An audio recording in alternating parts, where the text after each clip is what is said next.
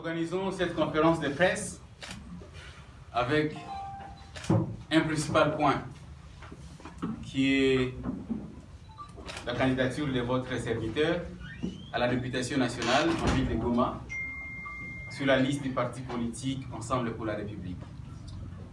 Depuis très longtemps, j'ai participé avec d'autres camarades militants de la lucha, de la lutte citoyenne pour la bonne gouvernance. Et nous nous sommes rendus compte que c'est insuffisant de continuer avec une seule lignée et c'est important de continuer en prenant les décisions. C'est important de continuer avec le pouvoir, en prenant le pouvoir politique. Parce que depuis très longtemps, nous avions donné des propositions, nous avions donné des recommandations, nous avons donné des idées. Il s'est avéré que les idées étaient données aux sourds-muets. Les idées étaient données aux personnes qui n'avaient aucune intention d'échanger, qui n'avaient aucune intention de prendre des décisions. Et ce n'est pas intéressant pour nous. Nous nous disons, les élections, c'est une opportunité pour nous.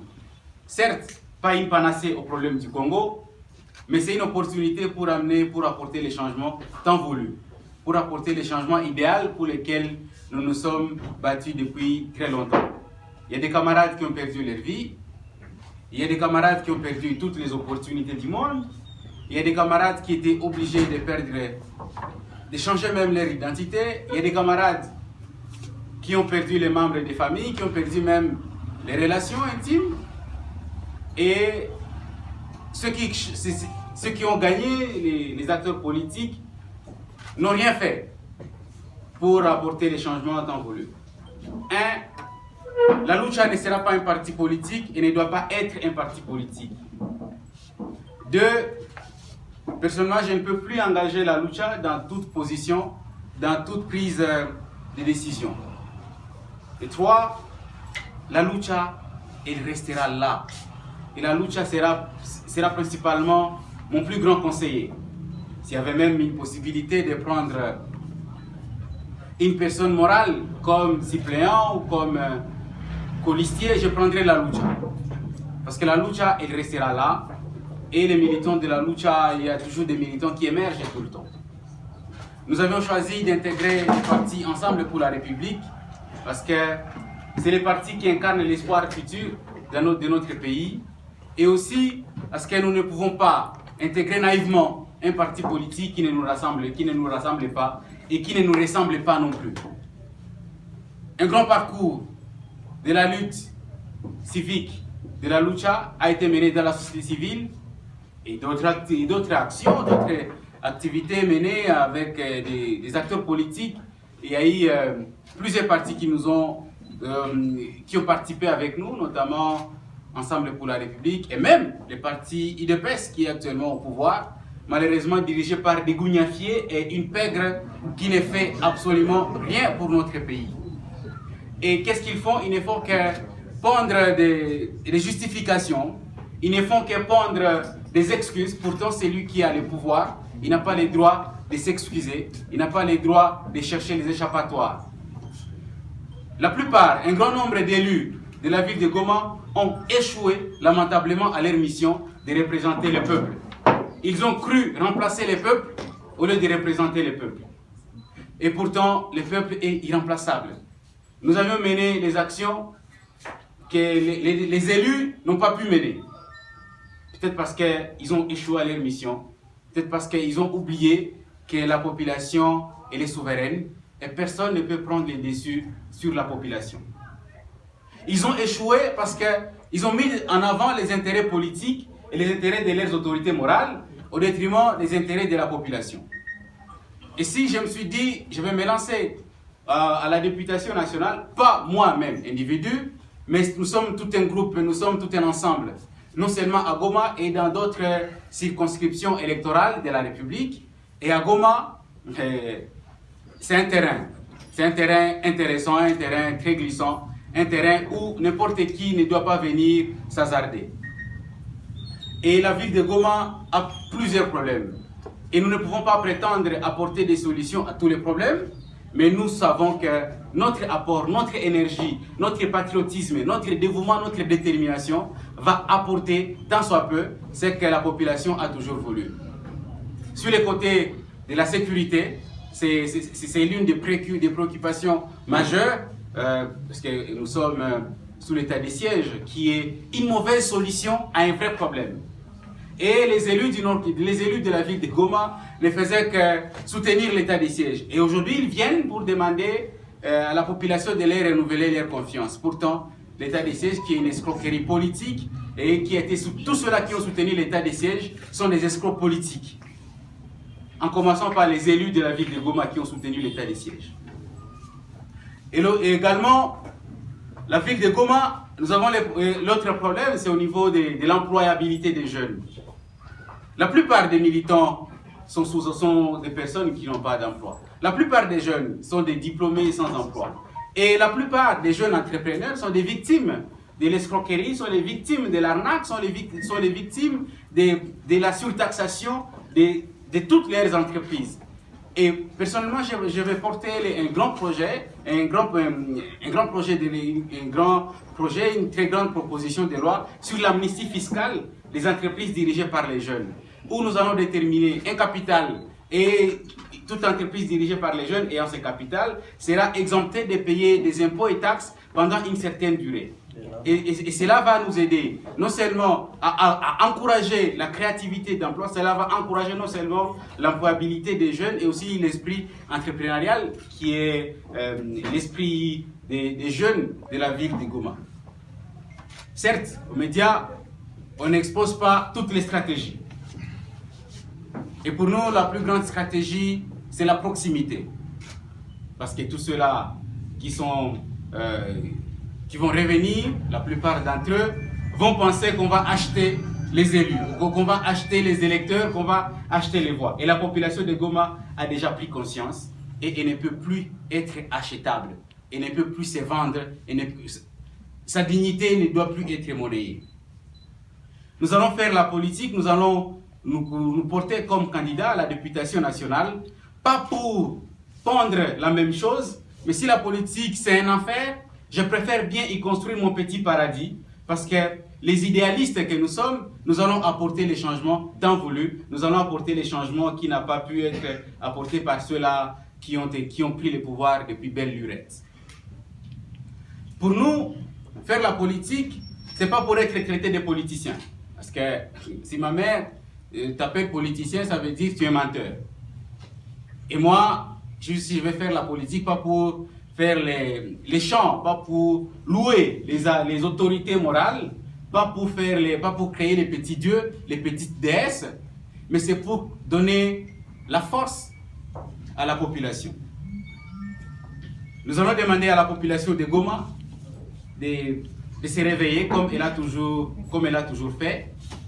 Et nous allons demander à la population de Goma de sanctionner ceux-là qui ont échoué. Et en sanctionnant ceux-là qui ont échoué, c'est en récompensant, c'est en soutenant ceux-là qui ont réussi à leur mission de représenter, de parler au nom de la population, et c'est nous. Si à Goma, on pourra avoir même les élections demain, je suis prêt et je vais l'emporter. Et je vais demander aux journalistes d'organiser les débats avec tous les candidats. Moi, je suis prêt à débattre avec tous les candidats. Et que ce soit ceux-là qui ont été élus, que ce soit des nouveaux. Parce qu'on doit faire la guerre des mots, la guerre d'arguments. Pas la guerre financière, pas la guerre tribale. Parce que les mots, ce sont des armes de construction massive. Et nous allons les utiliser. En interrogeant les histoires, les passés de chacun et les actions que tout le monde a posées. Parce qu'il y a ceux-là qui vont se réveiller. Ils n'ont jamais parlé au nom de la population. Ils vont se dire, je vais représenter la population. Et quand on interroge leur passé, c'est un passé qui n'est même pas encore passé, parce que c'est un passé qui est rempli de trahisons, c'est un passé qui est rempli de l'égoïsme, et la population n'a pas besoin d'être représentée par les égoïstes. Et les journalistes, vous êtes la lumière, vous êtes le miroir de la population. Vous n'êtes pas des journalistes événementiels qui se limitent seulement à raconter ce qu'on vous demande de dire, en disant qui, quoi, quand, où, comment, mais aussi c'est en posant des questions de pourquoi.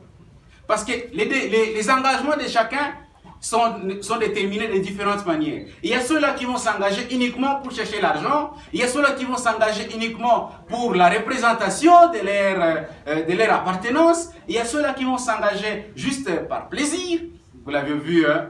Il y a eu beaucoup de personnes qui se disaient qu'ils sont ambitieux, ils n'ont pas pu déposer leur candidature.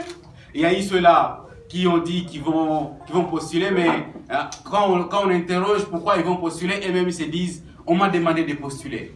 Et pour nous, personne ne nous a demandé de postuler, si ce n'est que notre bravoure, notre engagement et notre rage, notre ras-le-bol, notre indignation, parce que nous en avons marre d'être représentés par ceux-là qui ne sont pas dignes de foi.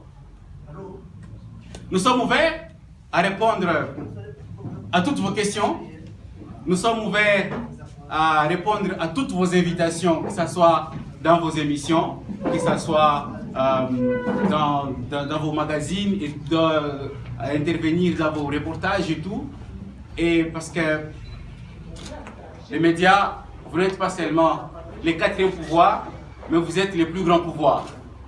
Parce que parmi les journalistes, il y a ceux-là qui ont leurs propres médias, il y a ceux-là qui travaillent pour d'autres, et il y a d'autres qui se disent qu'ils sont indépendants, parce que nous représentons également vous les journalistes, parce que nous ne pouvons pas exister sans vous les médias. Si la lucha est ce qu'elle est aujourd'hui, si Espoir peut se dire il est ce qu'il est aujourd'hui, en grande partie, c'est parce que les médias ont été là, c'est parce que les médias nous ont donné de l'espace pour parler au nom de la population, pour dire à haute voix ce qui est dit par la majorité silencieuse des Congolais. Et les partis Ensemble pour la République, c'est le plus grand espoir du Congo actuellement. Il n'y a pas un autre deuxième espoir. Certes, l'opposition incarne le plus grand espoir, mais une grande partie de cet espoir, c'est les partis Ensemble pour la République. Parce que le Congo a 910 partis politiques, et les choix que nous avions portés sur Ensemble pour la République, c'est parce que c'est un parti pragmatique, c'est un parti patriote, c'est un parti rempli de patriotes, c'est un parti qui a une vision claire pour notre pays, pour le partage des ressources de notre pays. Merci. C'est Franck Taki. En fait, mon frère, le docteur Mukwege, c'est comme mon père. Nous vivons dans un pays où nous n'avons pas de modèles vivants. La plupart de nos modèles, ce sont des cadavres. La plupart de nos modèles, ce sont les étrangers. Ce sont des gens qu'on voit à la télé, dans la télé-réalité, dans les films. Les gens qu'on lit dans les livres comme la Bible, le Coran et des gens passent. Mais les modèles vivants sont très rares. Et pour moi, le docteur Mukwege, c'est mon modèle vivant. C'est un héros vivant qu'on a dans notre pays. Je travaille avec le docteur Mukwege depuis 2017. Et tout récemment, j'étais le coordonnateur national d'un grand projet du docteur Mukwege qui s'appelle Chemin de la Paix. Et tout récemment, j'étais le chargé de mobilisation communautaire et aussi dans les cabinets plaidoyer à Kinshasa de la fondation Panzi dans un projet qu'on appelle Tosungana. C'était là que j'étais. Et si je suis revenu, c'est parce que j'ai dû démissionner afin de venir être présent dans la ville de Goma où pour avoir beaucoup plus de temps. Et je ne peux pas trahir le docteur, jamais. Je ne peux pas trahir les combats pour lesquels nous nous battons avec lui. Je ne peux pas trahir ses idéaux. Et donc, si vous pensez qu'il y a cette trahison, vous vous trompez. Je parle tout le temps avec lui, quand je veux. Et quand il y a des questions à se poser, on les fait. Et quand il comprend mon orientation politique, il comprend mon engagement politique. Et il est parmi les personnes qui m'ont encouragé à m'engager en politique. Et donc, pour moi, c'est un mentor, c'est un modèle. Et on ne trahit pas les modèles. On ne trahit pas la main qui nous a bien traités. Et le docteur continue toujours à me traiter parfaitement. La deuxième question qui était de savoir qu'on a été acheté par les billets de Katumbi. Non, on ne peut pas être acheté. En fait, nous vivons dans un pays où les gens pensent qu'on n'a plus le droit de réfléchir, on n'a plus le droit de décider indépendamment. C'est comme quelqu'un peut vous dire quand vous avez changé votre média parce qu'on vous a acheté. Les gens racontent et raconteront toujours. Personne ne peut m'acheter. Personne. Plusieurs fois, les autorités ont tenté de me corrompre. J'ai toujours refusé. Plusieurs fois. Si vous voulez bien, je peux même citer les noms. Si les autorités sont là. Que ce soit les autorités au niveau national et même au niveau provincial. Et personne ne peut dire qui m'a un jour donné son argent. Personne. Si à cette personne-là, je mets ma main à couper, il peut dire il m'a acheté. Et Katumbi ne peut pas nous acheter. Jamais. si nous avions fait les choix du parti ensemble, c'était par conviction, c'était par engagement, c'était par dévouement, c'était par la confiance qu'on a envers ces partis. Et je n'y suis pas entré seul.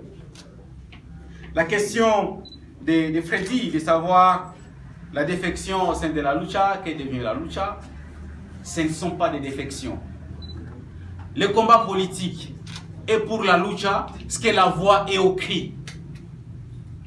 Crier et avoir la voix, ce sont deux éléments qui sont interdépendants. Il n'y a pas une compétition. Et c'est moins de 10 personnes, des militants de la lucha, qui ont intégré la vie politique.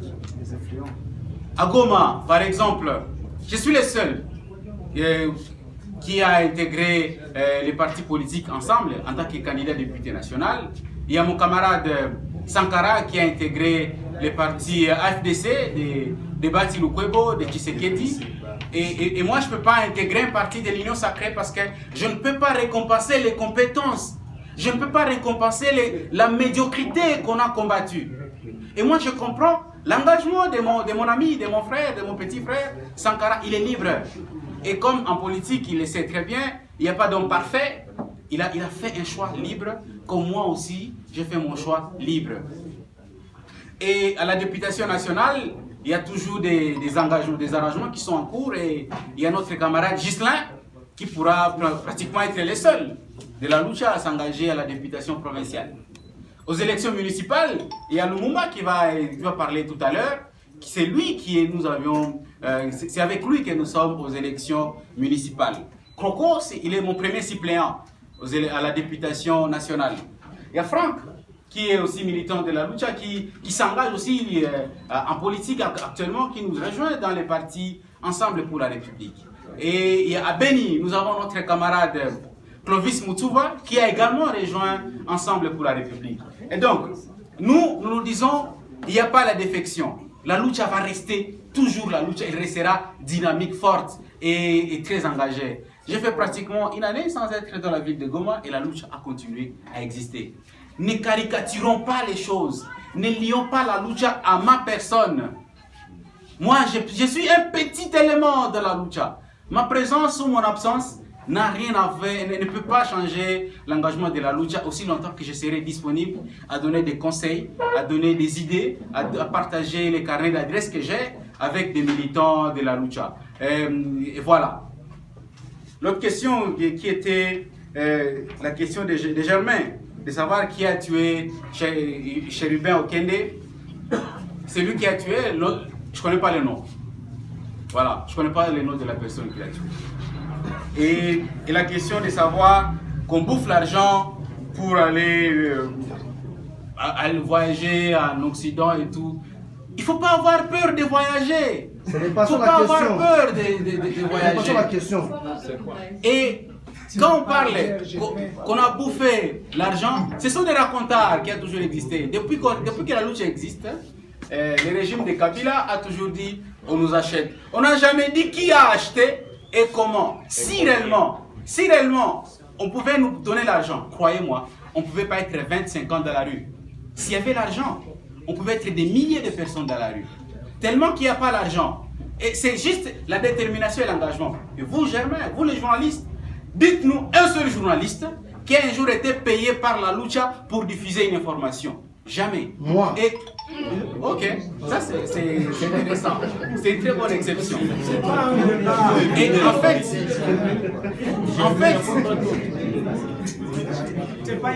en fait, les journalistes nous ont énormément aidés pour qu'on soit la lucha telle qu'on est aujourd'hui. Et les journalistes n'ont jamais été payés. Si un politicien fait une activité, rarement, il le fait gratuitement, il passe gratuitement aux médias. Les politiciens payent toujours. Mais tellement que nous parlons des choses que vous voulez. Parce que les journalistes, vous êtes la voix de la majorité silencieuse. Et nous sommes là pour amener notre énergie, notre engagement, notre détermination. Et c'est ainsi que nous faisons l'ensemble de ces activités. Et personne ne peut nous acheter. Et il n'est pas interdit d'avoir un carnet d'adresses, que ce soit au Congo, en Afrique, dans la sous-région et même dans le monde entier. À un moment, on disait que c'est la MONUSCO qui soutenait la lucha. Et un jour, quand nous avions commencé les actions pour demander le départ de la MONUSCO, tous ceux-là qui racontaient ces histoires, ben, ils sont restés bouche bée. Et en fait, on doit arrêter de faire les sauts de cabri. Il faut arrêter avec ça. Parce que quand on raconte ce genre de choses, heureusement, les journalistes ont la possibilité de faire aussi le journalisme d'investigation. Si un seul de ces éléments pourrait s'avérer vrai, eh bien, on verrait la une de toute la presse de la ville de Goma et de la République pour raconter ces choses. Je vous raconte une confidence. En 2016-2017, quand il y a eu des camarades de la lucha qui étaient en poupe, qui étaient très engagés pour demander le départ de Kabila, la plupart des comptes bancaires des militants de la lucha, de certains militants, ont été pratiquement tacitement gelés. Et il y a eu des visites. On a toujours voulu chercher à revoir qui a envoyé les différentes transactions effectuées dans les comptes des militants. Et croyez-moi, c'était zéro. Zéro et zéro. Et les Occidentaux ne sont pas un problème ni une panacée pour le Congo. Ils ne sont pas là pour le bien du Congo ou pour le mal du Congo. Ils sont là pour leurs propres intérêts. Et nous, tout ce qu'on doit faire, c'est de chercher la défense et la protection des intérêts du Congo et des Congolais. Qu'ils soient les Russes, les Occidentaux, les Chinois, les Pakistanais, les Indiens, les Turcs, les Congo, on doit toujours avoir des partenaires partout dans le monde. On ne doit pas rester les esclaves d'un seul partenaire. La question de savoir si la lucha n'est plus la même, je crois Lumumba peut répondre à cette question. On va continuer. Merci beaucoup. En fait, chers journalistes, ce qui est sûr, c'est que la lucha a commencé officiellement le 1er mai 2012. Aujourd'hui, on est le 25 juillet 2023. Il y a eu des militants qui ont intégré, il y a eu des militants qui sont partis. La lucha est restée la lucha. La lucha ne sera jamais un parti politique tel que le dit la charte. La lucha restera un mouvement citoyen. Et tout le monde voudra faire la politique, n'aura qu'à partir et quitter la lucha. Nous sommes engagés à politique. Nous venons de la lutte citoyenne pour la lutte politique. Parce que nous ne voulons plus aller demander la solution à ceux-là que nous considérons être médiocres, qui ne sont même pas à mesure de nous faire une petite solution au problème. Et nous allons chaque fois dénoncer auprès de ces gens-là. En attendant quoi? Quoi de? Rien du tout. Raison pour laquelle nous nous sommes dit nous devons faire la lutte politique. Nous devons apporter les vrais problèmes, la vraie solution aux vrais problèmes du pays. C'est ça. On en a marre de 2012 à 2023. André de demander la solution alors que ce sont eux les problèmes. On part demander la solution au problème. Ça n'a jamais tenu. Voilà pourquoi est-ce que nous sommes partis. Et donc, une autre chose, la lucha c'est un état d'esprit. La lucha c'est un état d'esprit. Ce n'est pas seulement les militants qu'on voit dans la rue qui sont militants de la lucha. C'est toute personne qui a besoin du changement. Et toute personne qui milite pour le changement. Qui est militant de la lucha restera là. Et nous, même si nous partons, tout ce qui sera nécessaire comme contribution pour que la lucha continue à mener ses actions en toute indépendance, contribution morale ou spirituelle pour que la lucha demeure la lucha indépendante, on le fera. C'est juste ça. Même la présence, la contribution physique, on le fera dans la lucha, matérielle et financière, peut-être on le fera. Parce que même il y a beaucoup de personnes qui le font, même qui sont présentes ici, qu'on n'a jamais vues dans la rue. Et les journalistes, vous ajoutez beaucoup de choses pour que la lucha soit celle qu'elle est aujourd'hui. Et la lucha, nous avions survécu à plusieurs tempêtes. La lucha a survécu à plusieurs tempêtes. Ce ne sont pas les petites gouttes de pluie qui vont inquiéter la lucha. Et les politiciens, au lieu de servir le Congo, ils se servent du Congo, ils se servent de la population congolaise. Et nous allons continuer avec cet engagement. La question qui est également de savoir qu'il y a eu nombreux candidats de la lucha, la disparition des forces de la lucha. paix à son âme, Luc Nkouloula, quand il était encore là, il provoquait nombreuses personnes en disant, quand on écrit Luc, quand on écrit H-A, ça veut dire c'est Lucha. Il disait, tu vois, il provoquait. Et beaucoup de personnes disaient, ah, sans Luc, la Lucha restera Ha. Et après Luc, tellement qu'il a créé, qu'il a contribué à la création de plusieurs Luc, après sa mort, la Lucha a continué à exister. Parce que c'est la meilleure manière de l'honorer. Et nous allons continuer à honorer ces combats, ces idéaux pour lesquels nous nous sommes battus depuis belle lurette. Et comme je disais, il n'y a pas beaucoup de candidats dans la lucha. Et donc, nous avons toutes nos chances de l'emporter. Et je présume que si les médias pouvaient même faire un petit sondage entre vous, vous verrez bien que la population ne va plus voter l'épargne, l'argent et tout. Mais moi je demande à la population, tout député qui vous donne de l'argent, bouffez-les. Tout député qui vous donne un intérêt matériel, financier ou quoi que ce soit, prenez-les, ne laissez rien. Mais ne les votez pas, votez-nous. Votez-nous. La population, tous ces députés-là qui vont vous donner de l'argent, bouffez-les. Tous ceux-là qui vont vous donner des intérêts, prenez-les. Mais les jours du vote, votez-nous, parce que c'est nous qui vous ressemblons. C'est nous qui sommes vos voix. Nous sommes la voix de la population, nous sommes l'image de la population, nous sommes l'incarnation de la population et nous allons porter tout haut ce que la population congolaise dit à voix basse. Parce que il n'y a pas la population congolaise et nous, c'est nous la population. Et ceux-là qui bouffent, qui se servent de la population, on ne peut pas dire qu'ils sont là pour défendre ou pour protéger les intérêts de la population congolaise. Et la dernière question de Faustin qui était de savoir pourquoi soutenir Moïse Katumbi qui a combattu Joseph Kabila et tout. Nous vivons dans un pays où le fait d'adhérer dans un parti politique, vous endossez les bilans du parti, actif et passif. Le parti Ensemble pour la République n'a jamais soutenu Joseph Kabila. Jamais. Parce que le parti politique n'a jamais existé à l'époque de Kabila. C'est clair. C'est au moins clair même pour les aveugles, les voir. Ils le savent très bien. Et Moïse Katumbi, certes, il a été avec Kabila. Et on connaît tous comment est-ce qu'il a quitté Kabila. Parce qu'il avait vu les lueurs des espoirs. Avec Kabila, ça veut dire qu'il n'était pas prêt à respecter la loi de notre pays. Et nous avions rejoint un parti qui a servi la population et qui continue à servir la population, qui ne se sert pas de la population. Et nous ne sommes pas là pour créer les petits dieux ou pour dire qu'il y a telle autorité qui est 100% parfaite, qui est 100% blanc. Et nous disons, il a un parcours, il a un passé. Et son passé ne peut pas engager toute la population ni tous les membres du parti. Certes, c'est un passé qui était élogieux parce qu'il a été le meilleur gouverneur de la République à l'époque de Kabila. Il était le meilleur. Et son bilan est plus éloquent que tout autre bilan.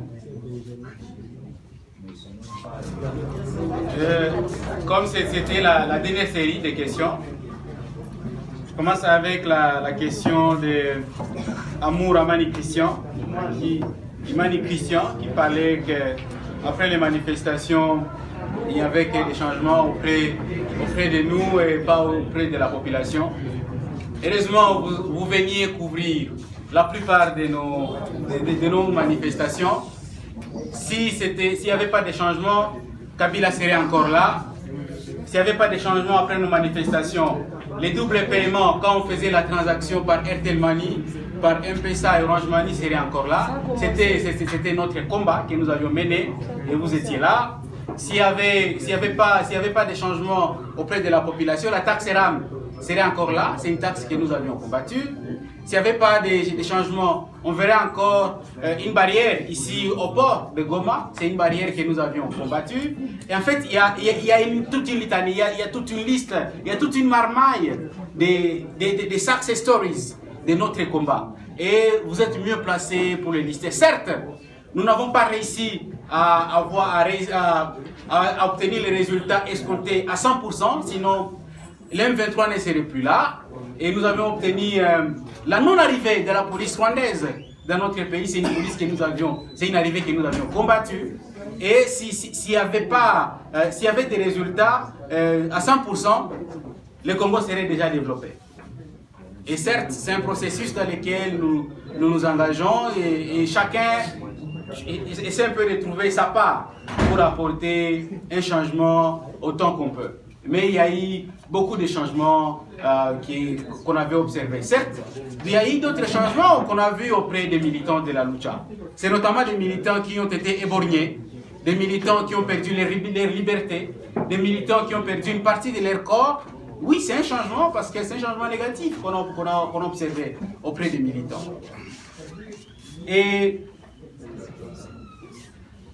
quand on parlait de notre attitude dans une assemblée qui est corrompue, certes, nous allons essayer d'apporter une touche nouvelle.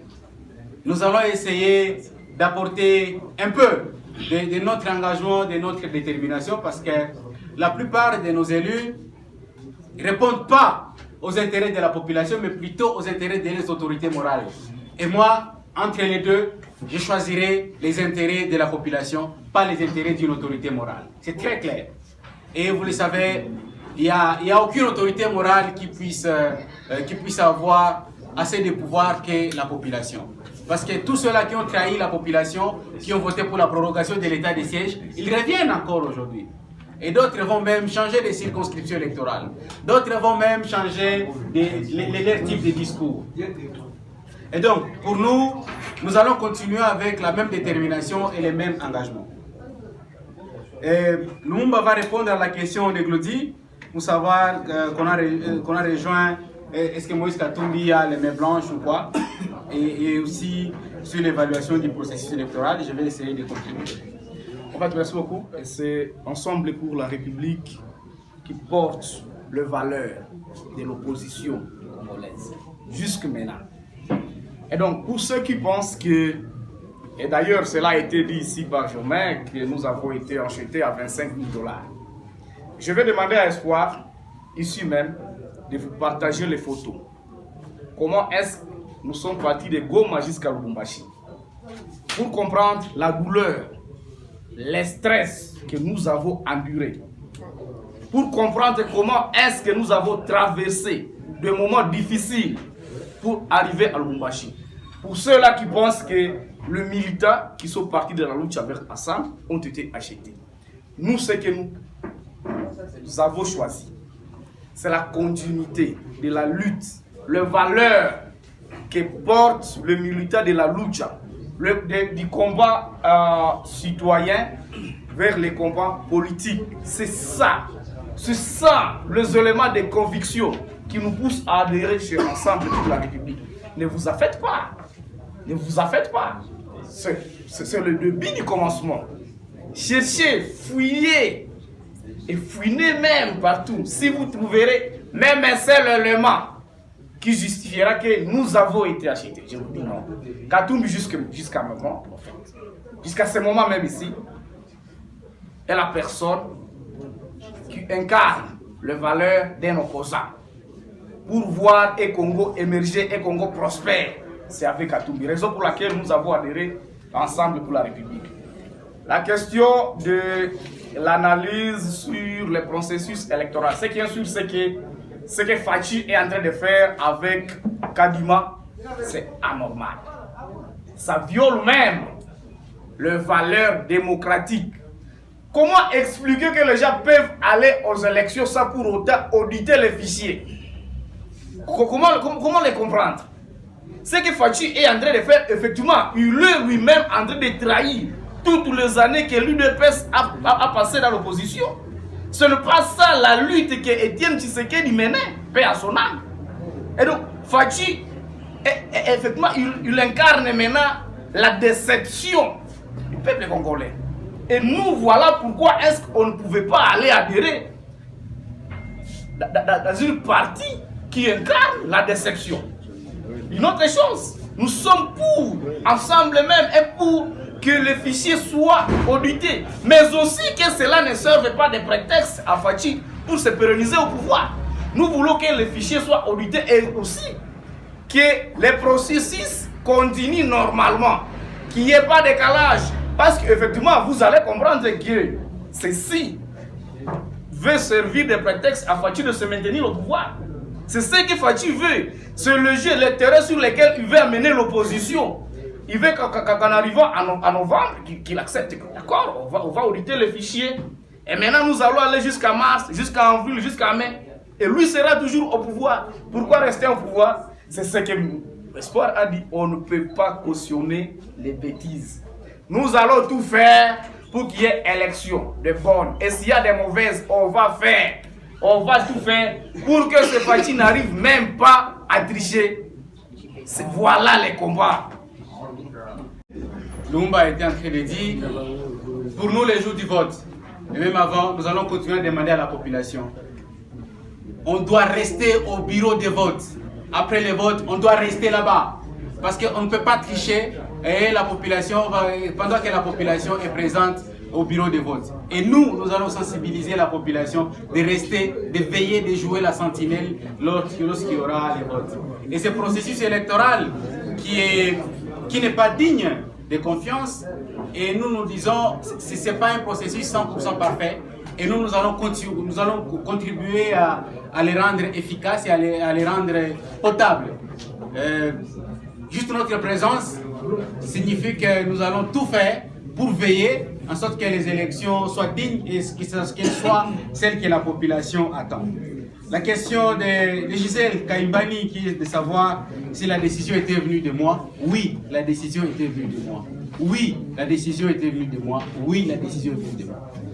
Et les soutiens, mon propre soutien ne suffit pas. C'est vos soutiens, votre soutien, l'ensemble des soutiens des personnes qui vont contribuer à me dire ben, je suis du bon côté de l'histoire. Et la question de savoir, en cas d'échec, j'ai du mal à être un historien du futur et je sais que je vais réussir. Et en cas parce que tout peut arriver, hein, tout peut arriver, bien évidemment. Parce que s'il y a échec, ben, je comprendrai. Mais je ne me bats pas pour échouer. La lutte continuera. Mais si, bien évidemment. La lutte est dans mes veines. La lutte est dans mes veines. Et la lutte va continuer. Et la question de Fiston Mouindo qui est de savoir le comportement à l'Assemblée, dans une Assemblée qui est corrompue, nous allons essayer d'apporter un nouveau vent.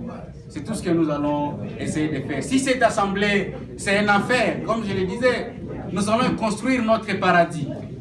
Parce que les hommes aux jouissances vulgaires, ces hommes qui pensent qu'ils ont plus de droits que de devoirs, nous allons inverser la tendance. Un acteur politique, une autorité, elle a plus de devoirs que de droits. Et nous allons essayer de promouvoir cet aspect que nous devons être là pour protéger les droits de la population, les défendre et nous acquitter de nos devoirs et de nos obligations. Et je ne serai pas un député aux jouissances vulgaires.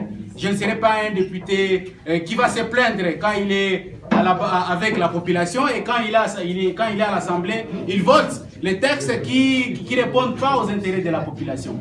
Je ne serai pas un député qui va cracher sur les biens, sur les idéaux de la population. Plutôt, je serai un député qui sera en train de protéger les intérêts de la population, les intérêts de nos électeurs.